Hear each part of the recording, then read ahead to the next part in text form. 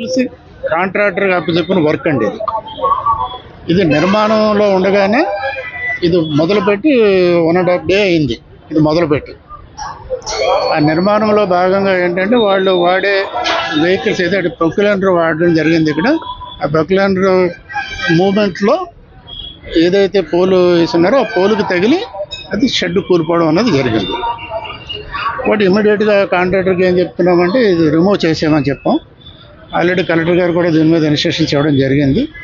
ఈ ఓపెన్ ప్లేస్లో క్యూలు ఏర్పాటు చేసి ఈ కస్టర్డ్ డస్ట్ అది ఎక్కువ మొత్తంలో వేసి అలాగే కార్పెట్ కూడా వేసేయమని చెప్పేసి అన్నారు. కాబట్టి ఇక షెడ్ అనేది తీసేస్తున్నాం కాబట్టి అక్కడ ఏ ప్రాబ్లము ఉండదండి.